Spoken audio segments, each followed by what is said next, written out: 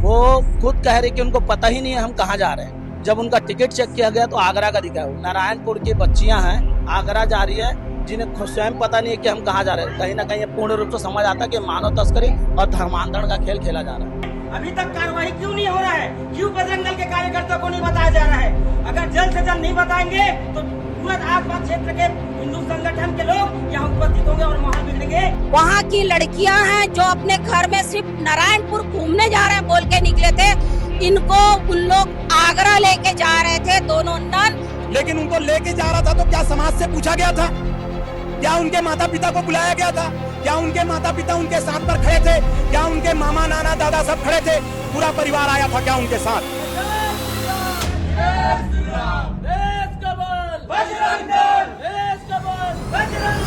बाकी के घर में फोन नहीं रख रहे, दो लड़की के घर में, एक के घर में उसके जीजा जी से मेरी बात हुई है कि हमारी बच्ची को भेज दीजिए, वापस भिजवा दीजिए। हाँ, उस बच्ची का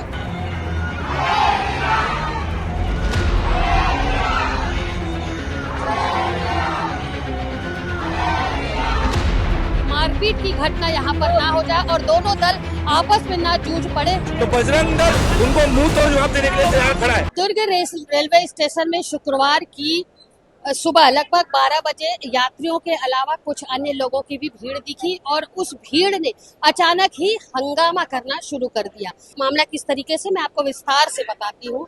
ये जो भीड़ आप देख रहे हैं, हिंदूवादी संगठन के लोग यहाँ पर हैं, जीआरपी पुलिस है और तमाम सारे लोग जो है इस बात को समझने का प्रयास कर रहे हैं कि आखिर क्या है। तो आपको विस्तार से मैं बताती हूँ कि कुछ युवतियां जो हैं जिन्हें नारायणपुर से यहाँ लाया गया था, दुर्ग स्टेशन में वो 3 युवतियां, 2 नन और उनके साथ में एक पुरुष भी था जो रेलवे स्टेशन में बैठे हुए थे और कहीं ना कहीं वो आगरा जाने की तैयारी में थे।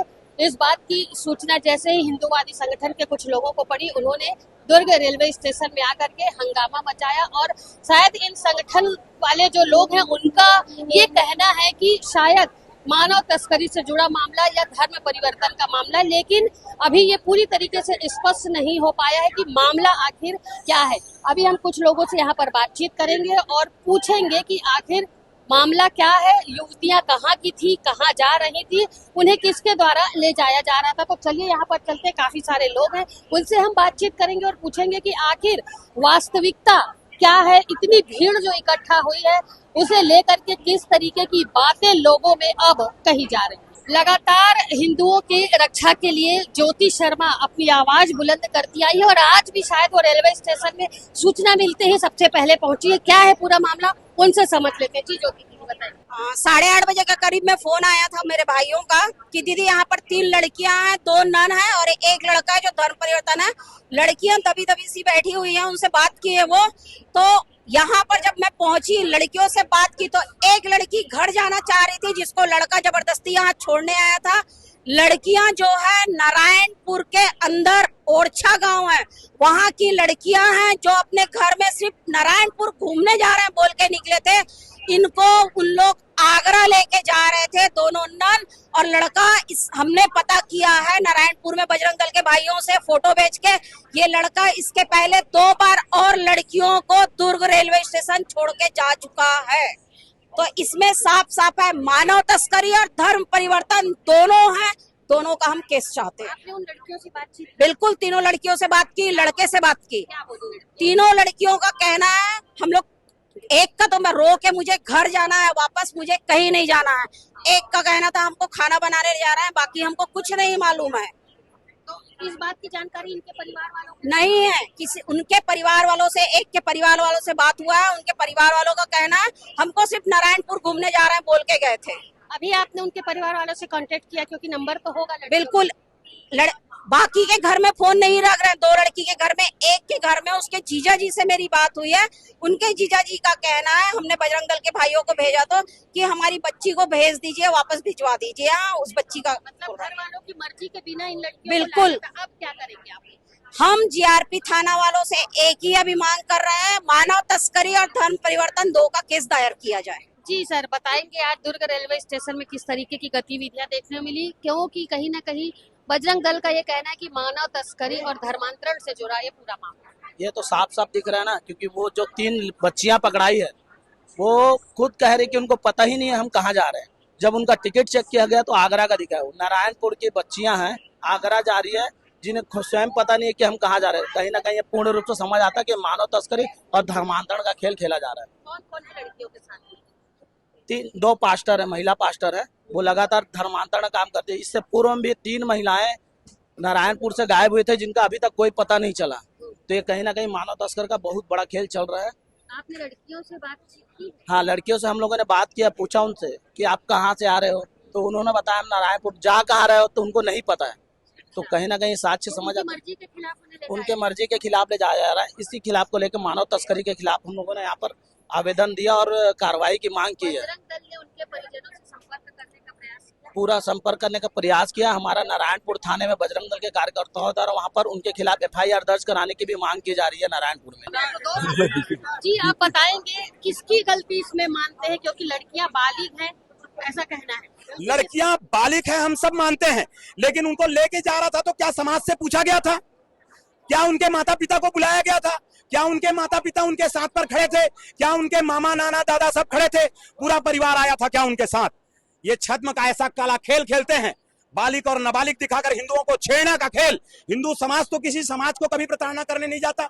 हिंदू समाज तो किसी समाज को कभी अपने धर्म को अपनाने के लिए बोलने नहीं जाता। हिंदू समाज को बार बार दीमक के जैसे चरने वाले ये लोग, जो अपने धर्म की बड़ाई मारने के लिए पैसे के लालच देकर, धर्म का लालच देकर और शिक्षा का लालच देकर, झाड़ फूक के लालच के साथ में हिंदू धर्म पर आघात पहुंचाने का काम करते हैं। ऐसे लोगों को प्रशासन साक्षात निस्तनाबूद करना चाहिए। जैसे दीमक को खत्म करने के लिए उस पर एक जहर का खुराक डाला जाता है, वैसी धर्मांतरित करने वाले लोगों के मोबाइल को पूरा खंगाला जाए। मोबाइल पर इनके चक्रव्यूह की एक रचना है, जिनको बुलाया जाता है वही आता है, अन्यथा कोई दूसरा उसमें जाकर नहीं बैठ सकते। तो ऐसे लोगों की एक बड़ी माया जाल है, इनकी सरगना बड़े बड़े लोगों तक फैली हुई है। इनको बहुत जरूरी है देखना, देखकर समझना और इनके ऊपर पूर्णतः रूप से अपराध कायम करवाना। अगर हम नहीं कराएंगे तो धीरे धीरे हिंदू समाज को खत्म होने में ज्यादा टाइम नहीं लगेगा। सारे लोग हिंदू समाज के अनुयायी है, नौकरी करते हैं हिंदू के नाम के बदौलत और गमछा ओढ़ते हैं किसी दूसरे धर्म का। ऐसे लोगों को शासन प्रशासन से निवेदन है कि ऐसे लोगों के डिग्री की जांच होनी चाहिए, ऐसे लोगों की नौकरी की जांच होनी चाहिए। अगर नियम था वो हिंदू नहीं है तो उनके नौकरी से, उनको नौकरी से भी हटाने का काम आज प्रशासन करेगी और प्रशासन से विश्व हिंदू परिषद बजरंग दल करवाएगा। पुलिस प्रशासन तो मौजूद ही नहीं है यहाँ पर, इतना बड़ा बवाल हो रहा है। पुलिस प्रशासन कहाँ है? पुलिस प्रशासन, GRP एक छोटी रूप है, GRP खड़ी है। RPF जैसे बड़े संस्था है, RPF के लोग तो मुंह बांधे बैठे हुए हैं। RPF को इन मामलों में कोई लेना देना नहीं है, वो खाली ट्रेन तक, डिब्बे तक संभालते हैं और वहीं तक सीमित रह जाते हैं। तो पुलिस प्रशासन में जितना सहभागिता यहाँ की पुलिस की है, GRP या छत्तीसगढ़ पुलिस की, उससे बड़ी प्राथमिकता रेलवे पुलिस की है। रेलवे पुलिस संभालने वाला RPF विभाग है। RPF विभाग क्या करता है? सारा खेल रेलवे से होता है और RPF विभाग नहीं देता। जितने रोंगिया, जितने बांग्लादेशी, जितने पाकिस्तानी चले आते हैं हमारे देश, हमारे प्रदेश पर रहने के लिए, फर्जी आधार कार्ड अर्जी बनाते हैं, वो सब ये RPF के बदौलत आते हैं। रेलवे में इनकी सही से जांच नहीं होती। रेलवे पुलिस, रेलवे के RPF खाली लीपापोती में लगी हुई है, खाली खाना परोसी में लगी हुई है। हम रेलवे के RPF अधिकारियों से भी कहना चाहते हैं कि आपको समझना होगा, आपको देखना होगा, ऐसे जो लोग हैं उनको चिन्हांकित करना होगा और चिन्हांकित करके इनके ऊपर अपराध कायम करना होगा। जी, दो पक्षों में यहाँ पर काफी बवाल देखने को मिल रहा है, बजरंग दल और मिशनरी समाज के लोग, लेकिन पुलिस बल अब तक यहाँ पर मौजूद नहीं। मिशनरी समाज के लोग हमारे छत्तीसगढ़ में न जाने कितनी बहनों को बेच डाले होंगे और ऐसी कई घटनाएं हो गई है जिसको पैसे के बल में और शारीरिक समस्या, मानसिक समस्या के बल में उन्होंने कई हिंदू भाइयों का धर्मांतरण करा डाला है। इसी को लेकर आज जो लोग फिर से 3 बहनों को बेचने के लेके जा रहे थे, जब बेचने जा रहे थे तो हमारे कार्यकर्ता यहाँ पर पकड़े और जब पकड़ कर उनके ऊपर कार्रवाई करवा रहे थे तो मिशनरी लोग जो ऐसे धर्मांतरण का कार्य अपने ध्वज से लेकर करवाते हैं, ऐसे लोगों को फिर ये लोग यहाँ पर आकर विरोध प्रदर्शन कर रहे थे। तो हमारे कार्यकर्ता उनके मुंह तोड़ जवाब देने के लिए यहाँ पर उपस्थित हुए हैं और अगर वो लोग हमारे कार्रवाई को बाधित करते हैं तो बजरंग दल उनको मुंह तोड़ जवाब देने के लिए तैयार खड़ा है। दुर्ग रेलवे स्टेशन में जिस तरीके का मामला अभी देखने को मिल रहा है, तमाम हिंदूवादी संगठन के लोग जब एकत्रित हो चुके हैं, वहीं मिशनरी समाज के लोग का भी जमावड़ा स्टेशन में देखने को मिला। आप अभी इस वक्त देख सकते हैं कि इस मिशनरी समाज के जो लोग हैं वो अपने धर्म के नारे लगा रहे हैं, वहीं दूसरी तरफ जो है वो बजरंग दल के लोग जय श्री राम के नारे लगाते नजर आ रहे हैं। मामला जो है वो अभी कुछ भी स्पष्ट नहीं हो पाया, क्योंकि अभी तक पुलिसिया कार्रवाई जो है वो अंदर चल रही है, पूछताछ जारी है। तो अभी इस खबर पर स्पष्ट रूप से कुछ भी कह पाना मुश्किल होगा। आगे किस तरीके की क्या बातें होती है वो मैं आपको अभी कुछ देर में दिखाती हूँ। रेलवे स्टेशन की स्थिति जो है वो काफी बिगड़ती हुई नजर आ रही है। एक तरफ जय श्री राम के नारे लग रहे हैं तो दूसरी तरफ मिशनरी समाज के लोग जो है, ईसाई समाज के लोग हैं, वो अपने धर्म के नारे लगा रहे हैं। और पुलिस जो है पूरी व्यवस्था को संभालने में लगी हुई है। चारों तरफ पुलिस के जवान जो है इस वक्त तैनात हो चुके हैं। कहीं न कहीं स्थिति को पूरी तरीके से संभालने का प्रयास किया जा रहा है। स्थिति जो है वो लगातार बिगड़ती चली जा रही है। अब जो है जो पुलिस के बल है वो भी इकट्ठा होने लगा है और बजरंग दल के लोग जो है जिस तरीके से आ रहे हैं, तो कहीं ना कहीं मिशनरी समाज के लोग ने भी अब जो एकजुटता दिखानी शुरू की और रेलवे स्टेशन में बड़ी संख्या में दोनों ही समाज के लोग एकत्रित हो चुके हैं। पुलिस दोनों ही तरफ अपनी ड्यूटी पर तैनात है और दोनों ही दल के लोगों को इस वक्त संभालने का प्रयास किया जा रहा है। स्थिति जो है कुछ बिगड़ ना जाए, जिसके लिए पुलिस दुर्ग रेलवे स्टेशन में पूरी तरीके से तैनात है। दुर्ग रेलवे स्टेशन में आज लगभग 11 बजे के करीब काफी हंगामे की स्थिति बन गई और बजरंग दल के तमाम जो युवा नेता हैं, वहीं मिशनरी समाज के लोग आज एकत्रित हो गए। मामला ऐसा था कि कुछ 3 लड़कियां, 2 नन और 1 युवक रेलवे स्टेशन में बैठे हुए थे। इसी बीच 3 लड़कियों में से एक लड़की अचानक रोने लगती है। उस पर बजरंग दल के किसी एक लड़के की नजर पड़ती है, भाई की नजर पड़ती है और वो जा करके, चूंकि वहां पर नन बैठी हुई थी, इसलिए पूरे मामले को उस लड़के ने जा करके समझा और कहीं ना कहीं लड़के को मामले को लड़के ने संदेह के आधार पर देखा और उसने तत्काल ही इस बात की सूचना बजरंग दल के लोगों को, ज्योति शर्मा को दी।